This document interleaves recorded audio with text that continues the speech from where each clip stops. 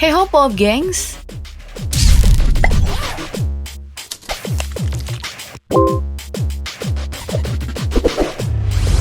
Karena Presiden Jokowi sudah mau menghabiskan jatah jabatannya selama 2 periode, di 2024 mendatang mau nggak mau kita bakalan memilih dan memiliki presiden baru, ya kan? Melihat isu ini, maka wajar jika makin banyak tokoh yang berebut perhatian untuk disebut sebagai calon presiden. Salah satunya adalah Bapak Muhaimin Iskandar atau Caimin dari PKB.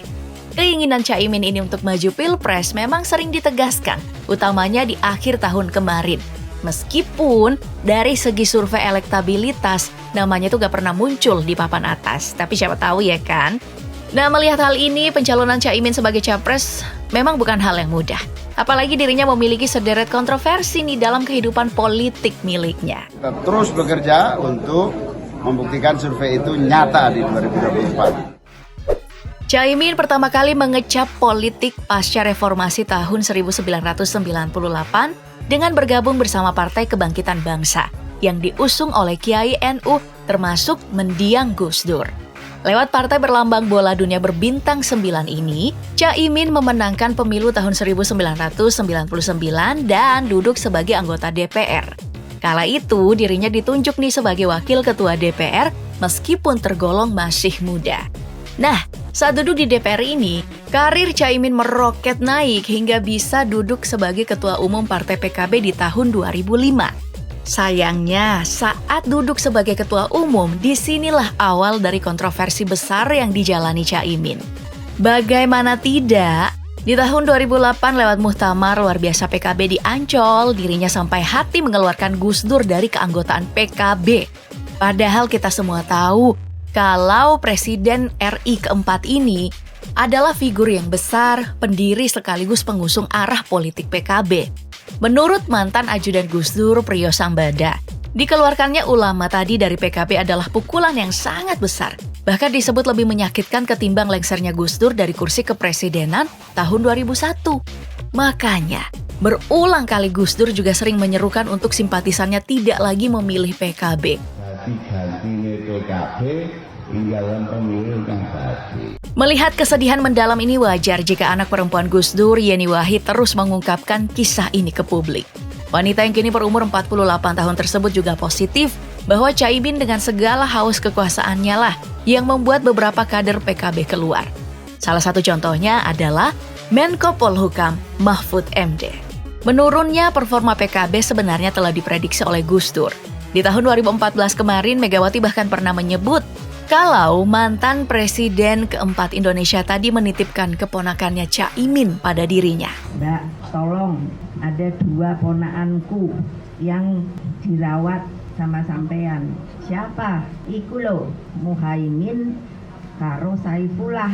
Nah, anehnya, Caimin yang telah menguasai dan mengeluarkan Gus Dur dari PKB sampai sekarang malah masih mencatut nama tersebut.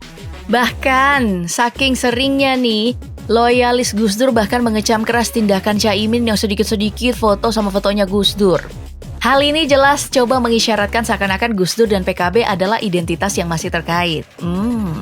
Jadi Caimin ini jelas galau. Tidak pakai nama Gus Dur, mau pakai nama siapa lagi? Toh, namanya nggak terlalu sering dekat dengan prestasi apapun.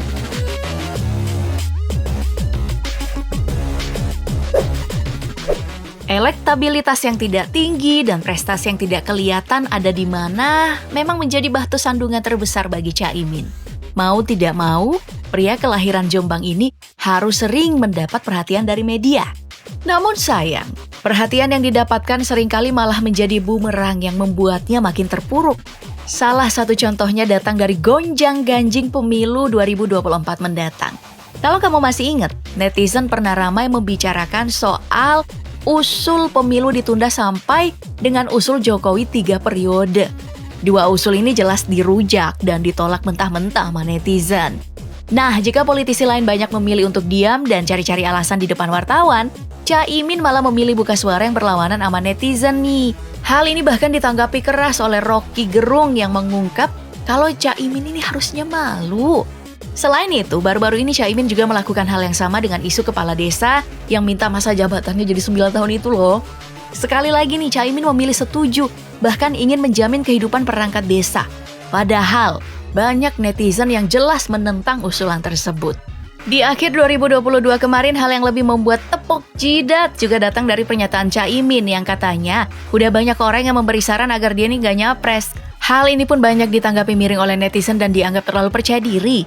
Namanya bahkan jadi polling warga Twitter dalam kategori tokoh paling gak layak jadi Presiden RI 2024. Melihat aksi-aksi ini, pendiri Indonesia Political Review atau Ujang Komarudin pernah memberi pernyataan kalau tindakan Caimin yang selalu menuai kontroversi itu adalah hal yang disengaja. Tujuannya simpel, yaitu untuk menarik perhatian media karena di Indonesia tidak kontroversial yang gak viral. Nah, Ujang juga memberi keterangan tambahan kalau Caimin harus hati-hati nih. Salah langkah mengolah isu politik, dirinya bisa ditinggalkan pemilih. Bahkan, bukan cuma meninggalkan Caimin, tapi ikut meninggalkan partai PKB. Nah, kalau kamu gimana nih?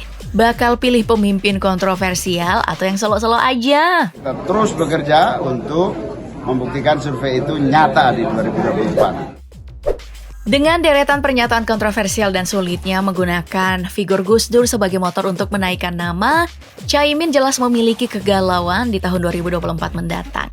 Apalagi pencalonan presiden di Indonesia menggunakan presidential threshold yang merupakan aturan kalau ada yang mau jadi capres setidaknya mendapat dukungan minimal 20% dari kursi DPR. Di pemilu 2019 nih, PKB cuma berhasil mendapatkan 58 kursi atau 10,09%. Jadi, masih harus cari kawan koalisi lagi kalau pengen mencalonkan presiden. Melihat track record Caimin, tentu jarang ada partai yang ingin melewati jalan terjal dengan punya capres yang tidak lumrah dikenal masyarakat ya. Nah, di awal tahun 2023 ini sepertinya Caimin sadar akan hal tersebut. Makanya, pria ini akhirnya menurunkan standarnya di beberapa wawancara anyar.